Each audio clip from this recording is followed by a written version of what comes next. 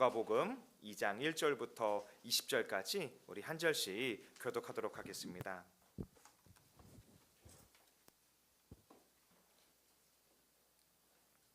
누가복음 2장 1절부터 20절입니다. 제가 먼저 한 절 읽어 올리겠습니다. 누가복음 2장 1절부터 20절입니다. 그때 가이사 아구스도가 영을 내려 천하로 다 호적하라 하였으니 이 호적은 구레네과 수리아 총독이 되었을 때에 처음 한 것이라. 모든 사람이 호적하러 각각 고향으로 돌아가매 요셉도 다윗의 집 족속이므로 갈릴리 나사렛 동네에서 유대를 향하여 베들레헴이라 하는 다윗의 동네로 그 약혼한 마리아와 함께 호적하러 올라가니 마리아가 이미 잉태하였더라. 거기 있을 그때 해산한 날이 차서 첫 아들을 낳아 강포로 싸서 구유에 뉘었으니 이는 여관에 있을 곳이 없음이러라. 그 지역의 목자들이 밤에 밖에서 자기 양떼를 지키더니 주의 사자가 곁에 서고 주의 영광이 그들을 두루 비추매 크게 무서워하는지라. 천사가 이르되 무서워하지 말라. 보라, 내가 온 백성에게 미칠 큰 기쁨의 좋은 소식을 너희에게 전하노라. 오늘 다윗의 동네에 너희를 위하여 구주가 나셨으니 곧 그리스도 주시니라. 너희가 가서 강보에 쌓여 구유에 뉘어 있는 아기를 보리니 이것이 너희에게 표적이라 하더니 호련히 수많은 천군이 그 천사와 함께 하나님을 찬송하여 이르되 지극히 높은 곳에서는 하나님께 영광이요 땅에서는 하나님이 기뻐하신 사람들 중에 평화로다 하니라. 천사들이 떠나 하늘로 올라가니 목자가 서로 말하되 이제 베들레헴으로 가서 주께서 우리에게 알리신 바 이 이루어진 일을 보자 하고 빨리 가서 마리아와 요셉과 구유에 누인 아기를 찾아서 보고 천사가 자기들에게 이 아기에 대하여 말한 것을 전하니 듣는 자가 다 목자들이 그들에게 말한 것을 놀랍게 여기되 마리아는 이 모든 말을 마음에 새기어 생각하느니라. 자기들에게 이르던 바와 같이 듣고 본 그 모든 것으로 인하여 하나님께 영광을 돌리고 찬송하며 돌아가니라. 아멘. 오늘은 자기 백성을 구원하기 위해라는 제목으로 하나님의 말씀을 함께 나누길 원합니다.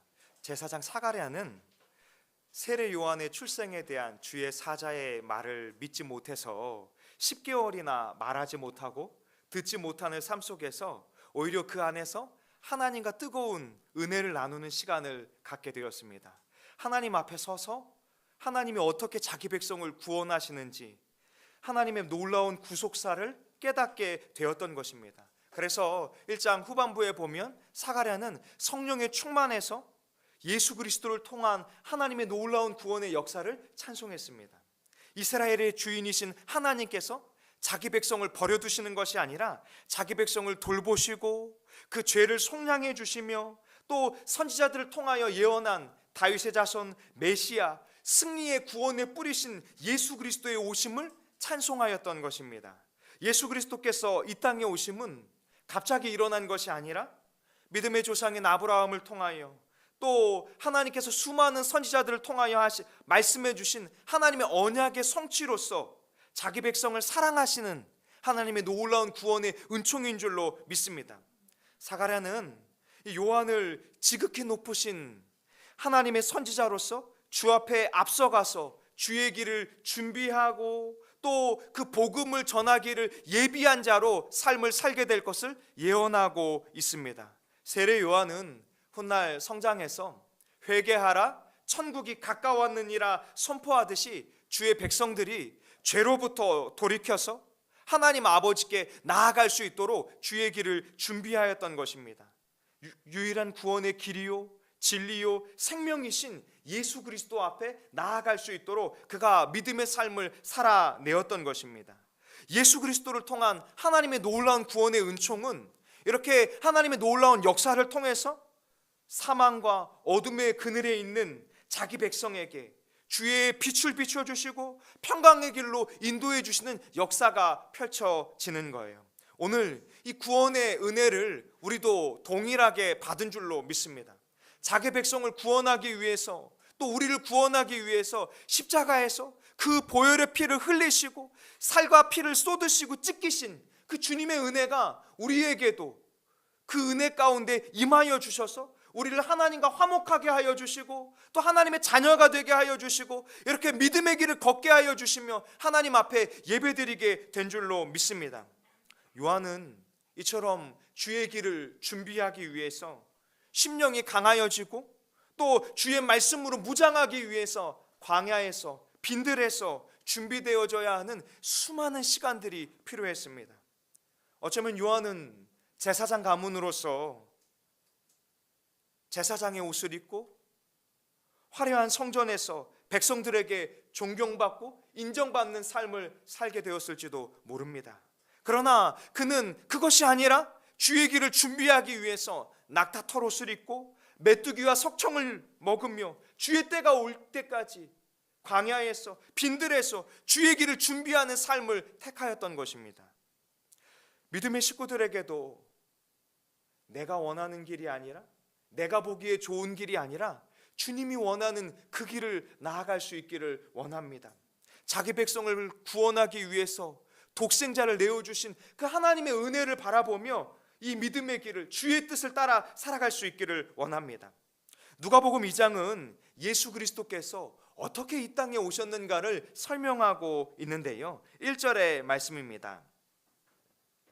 그때 가이사 아구스토가 영을 내려 천하로 다 호적하라 하였으니, 여기 이 가이사 아구스토는요, 로마의 아우구스투스 황제를 가리키는데요, 본래 이 옥타비아누스라는 이름을 가지고 있었는데, 이 사람은 이 18세 때 이 율리우스 가이사의 양자로 입적이 된 사람이에요.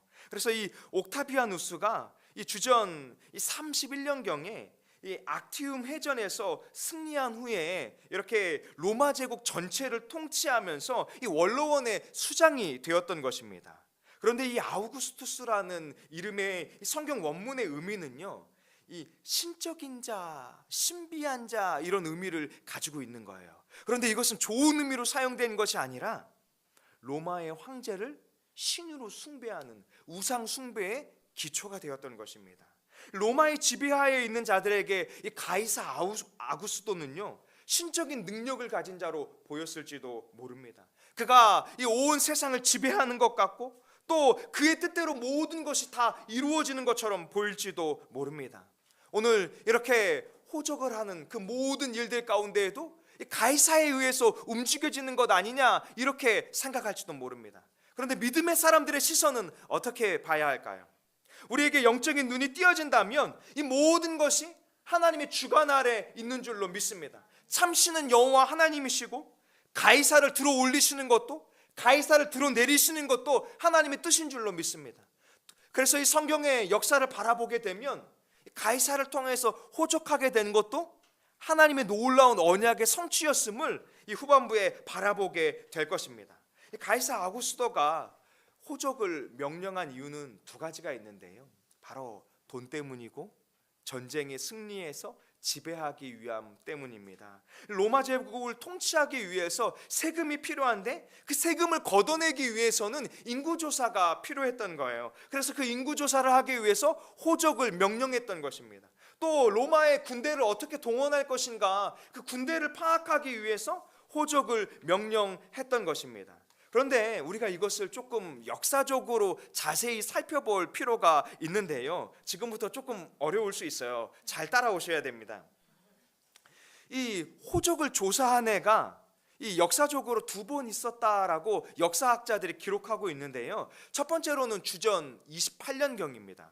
그리고 두 번째 인구조사가 주전 8년경에 해당하는데, 오늘 이 천하로 호적하라라고 했던 1절의 말씀은 주전 8년경이다라고 이해를 하시면 될 거예요. 그러면 이제 여러분들의 마음 가운데 혼란한 마음이 있을 거예요.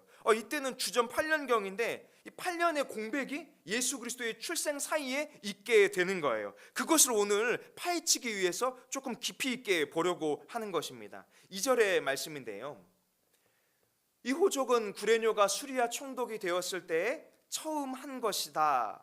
한글 성경은 여기 2절의 말씀처럼 구레뇨가 구리아 총독이 되었을 때로 되어 있지만 성경 원문은 그렇게 되어 있지 않습니다.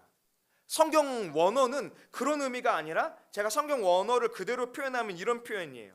구레뇨가 수리아 총독이 되었을 때가 아니라 구레뇨가 수리아를 다스릴 때다, 이렇게 말하고 있어요. 총독이 되었을 때라고 하면 총독이 된 그 해를 가리키는 거잖아요. 그렇게 되면 그 해가 맞지 않습니다. 그래서 한글 성경이 이것을 잘 표현하고 있지 못한 거예요. 그래서 성경 원문은 구레뇨가 수리아를 다스릴 때다라고 말하고 있는데, 이 구레뇨가 수리아를 다스릴 때가 언제이냐면 주전 12년부터 지금 이 호적을 하는 그 상황까지가 이어져 오고 있는 거예요.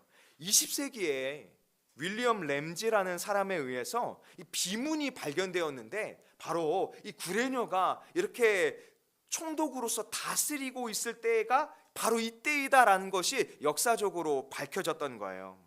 그러면 우리가 사용하고 있는 이 서력 AD, 예수님이 탄생한 해를 원년으로 삼고 있는 그때를 한번 살펴봐야 하는데요, 바로 이 서력이라고 표현한 예수님이 탄생한 해를 이 1년으로 보고 있는 기원은요, 주후 525년경에 이 수도 승인 디오니시우스 엑시구스에 의해서 만들어진 것인데요, 아까 주후 525년 후에 만들어졌다고 했잖아요.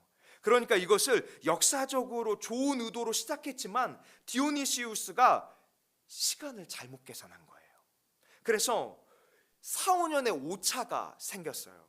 그래서 AD 1년에 예수님이 출생하신 것이 아니라 많은 신학자들은 이 BC 4, 5년경에 출생했을 것이다, 이렇게 밝히고 있는 거예요. 그래서 마태복음 2장에 보면 이 예수님의 탄생 기록이 나오고 있는데요, 헤롯 대왕이 예수님의 출생 후 얼마 있다 죽었다라는 기록이 쓰여져 있습니다. 그런데 그 헤롯 대왕은 주전 4년에 죽었거든요. 그러니까 BC 4년에 죽은 것입니다. 그러면 이제 주전 8년부터 BC 4년이라는 이 4년의 이 사이에 예수님이 출생했을 것이다 라는 것들이 이제 충분히 이해가 되실 줄로 믿습니다. 자, 다시 이제 돌아와서 주전 8년경에 호적을 시작했잖아요. 그러면 어떻게 이 주전 4년에 예수님이 출생하는 시기와 이 공백을 밝힐 것인가, 우리가 이것을 바라봐야 하는데요, 우리는 호적한다라고 말하면 인터넷 시대에 살고 있기 때문에 그 해에 다 호적할 수 있을 거라고 생각하잖아요. 우리가 선거를 하게 되면 하루 만에 우리는 모든 선거를 다 맞추잖아요. 5천만에 이르는 숫자가 하루 만에 전산 투표를 해서 그 다음날 되면 그 결과가 나오잖아요. 고대에는 그렇게 할 수 있는 이 통신이 발전되어 있지 않았습니다. 2000년 전 고대에는요, 호적을 한번 시작하려면, 인구조사를 한번 시작하려면요, 수년 동안 걸리는 것이 그 시대의 문화 속에서는 너무나 당연한 일이에요. 로마는 작은 나라가 아니라 세계를 지배하고 있는 나라였잖아요. 그러니까 각 나라마다 호적을 해서 그것을 로마에 모아서 이 집계하려면 수많은 시간이 필요한 거예요. 근데 유대인들에게는 문제가 있었어요. 뭐냐 하면 유대인들에게 인구조사를 하는 것은요, 굉장히 거부 반응이 일어나는 일이에요. 왜 그런지 혹시 성경을 떠올려 보실 수 있으실까요? 사무엘하 24장에 보면 다윗 왕 때에 인구조사를 해서 7만 명이 그 해에 죽었잖아요. 그러니까 유대인들의 마음 가운데에는 인구조사는 하나님 앞에 불순한 일이라고 생각했던 거예요. 전쟁 가운데 하나님을 의지해야지 인구를 조사해서 우리의 군대가 얼마인가를 계산해내는 것은 우리의 능력을 따라 살아간다라는 그 인식이 유대인들의 마음 가운데 있었던 거예요. 또 사도행전 5장에 보면요, 이 5장 37절에는 인구조사를 하다가 반란이 일어났던 일들도 있었어요. 그러다 보니까 이 2000년 전에 고대에서 인구조사를 유대인들에게 한다라는 것은 굉장히 거부 반응이 일어나는 마음이 생겼던 거예요. 그리고 흩어져 있는 유대인들이 각자 오늘 2장의 말씀처럼 고향으로 돌아와야 되잖아요. 모두가 고향으로 돌아와서 지파별로 호적하고 또 가족별로 호적하는 것은 수많은 시간 동안 그 시기가 필요했던 것입니다. 이렇게 성경을 살펴보면 BC 8년경부터 호적을 시작했다 할지라도 예수님이 출생하기까지 3, 4년의 시간 동안 계속해서 로마는 호적을 하고 있었던 것입니다. 이렇게 모든 사람이 호적을 하러 고향 땅에 돌아갔을 때 3절의 말씀인데요, 모든 사람이 호적하러 각각 고향으로 돌아가매 요셉도 다윗의 집 족속이므로 갈릴리 나사렛 동네에서 유대를 향하여 베들레헴이라 하는 동네로 호적하러 들어갔더라, 이렇게 말하고 있어요. 이렇게 이 역사적인 배경 속에서 다윗의 자손인 요셉과 마리아가 호적을 하러 베들레헴이라는 동네로 들어갔던 것입니다. 그런데 이 베들레헴에 들어갔던 이유가 가이사 아구스도에 의한 것이 아니라 미가 선지자는 이것이 하나님의 뜻이었다라고 설명하고 있는 거예요. 미가 5장 2절의 말씀인데요, 베들레헴 에브라다야, 너는 유다 족속 중에 작을지라도 이스라엘을 다스릴 자가 내게서 내게로 나올 것이라. 그는 그의 근본은 상고에 영원에 있느니라.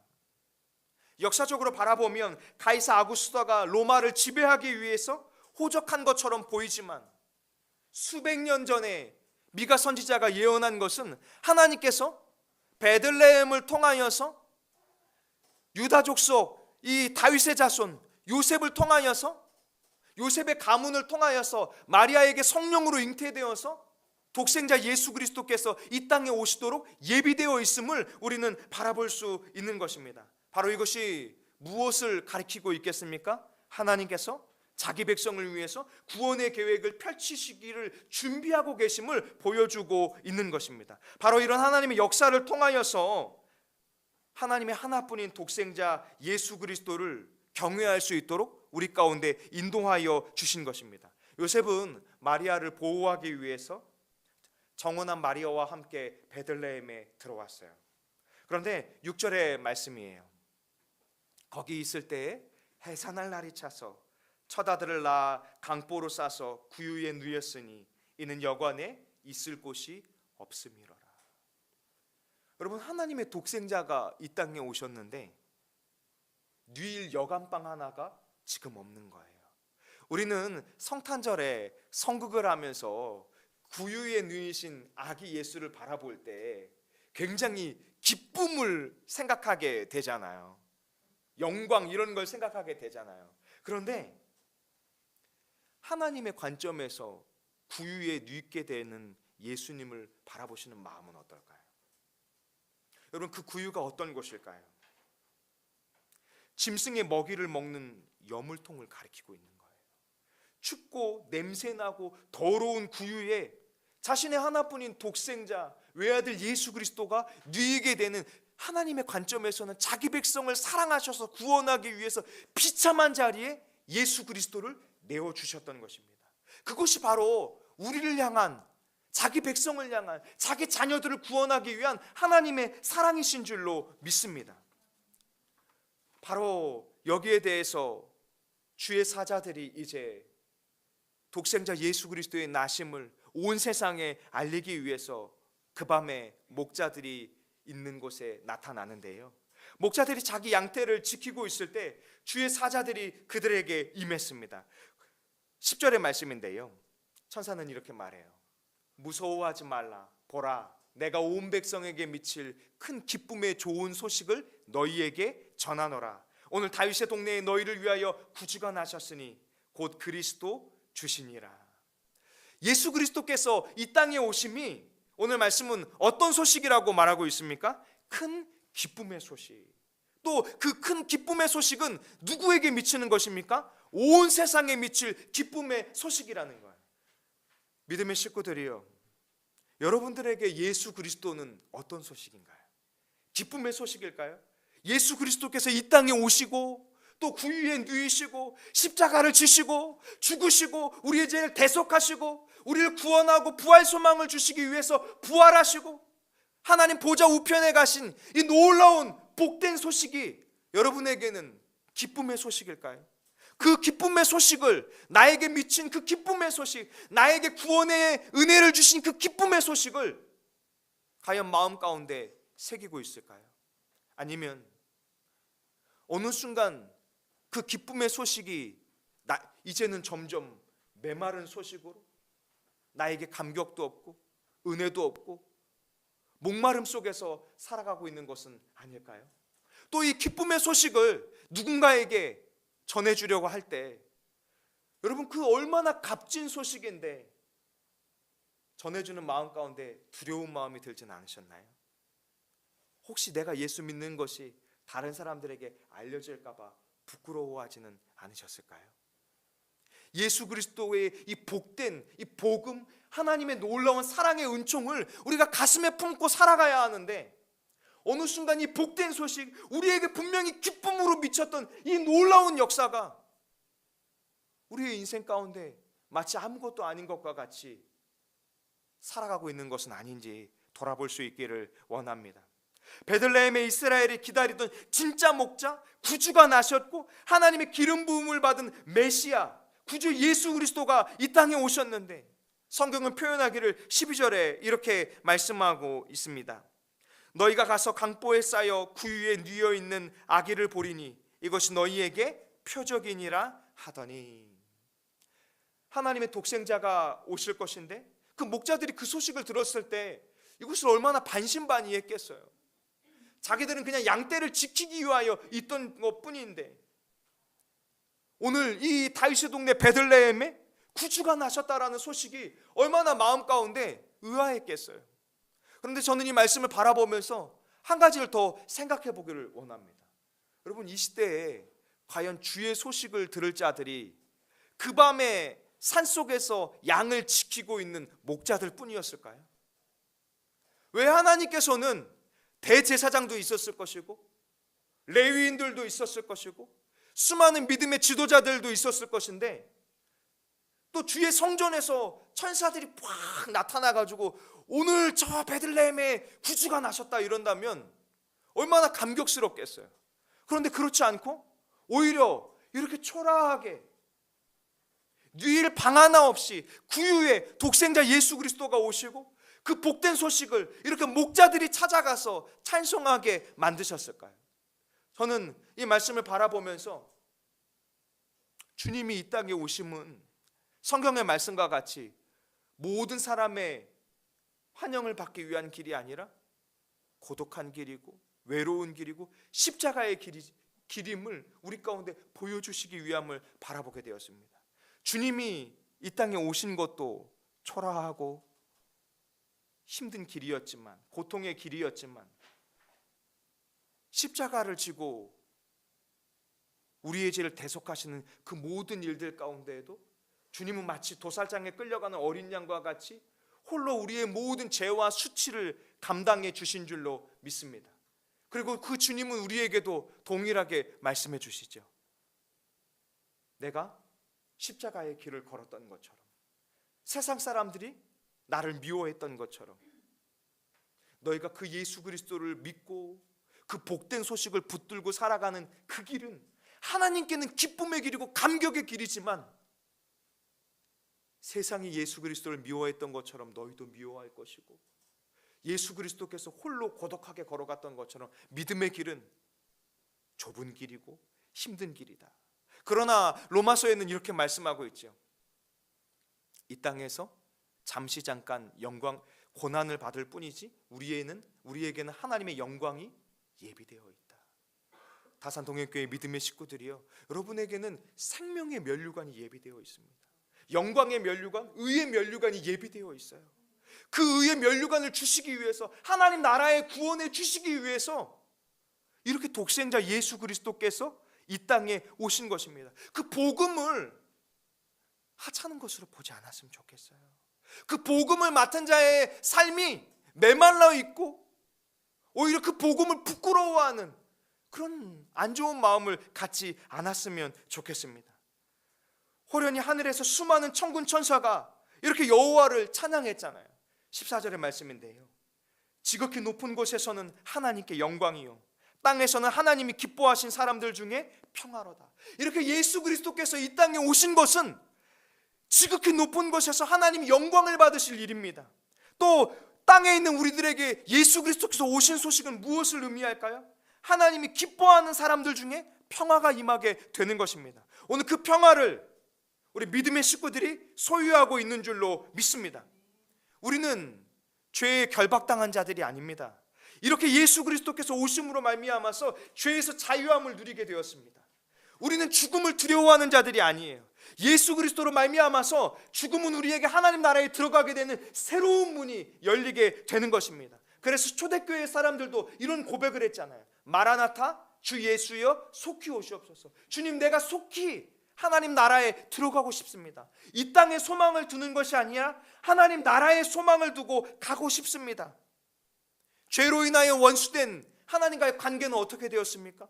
우리가 이제 예수 그리스도의 이름으로 은혜의 보좌에 담대히 나아갈 수 있도록 우리는 하나님과 화목한 자들이 되었어요. 하나님의 자녀가 되었습니다. 그래서 하나님을 아바 아버지라 부르는 자들이 되었잖아요. 더 이상 우리가 구원받기 전 이전의 모습으로 살아가지 않았으면 좋겠어요. 복음이 전해져도 메마르고, 복음이 무엇인지도 모르고, 하나님의 은혜의 감격이 무엇인지도 모르고, 십자가의 사랑이 무엇인지도 몰랐던 그때로 돌아가지 않았으면 좋겠어요. 구원받은 하나님의 자녀답게 이 기쁨의 소식이 우리의 심령 가운데 미쳐진 자들답게 그렇게 성령을 따라서 하나님의 자녀로서 살아갈 수 있기를 원합니다. 천사를 통해서 전해진 이 기쁨의 소식을 목자들은 주저하지 않고 16절에 보면 빨리 달려갔다 이렇게 표현하고 있습니다. 이 복된 소식을 16절에 빠르게 알려주고 싶었던 것입니다.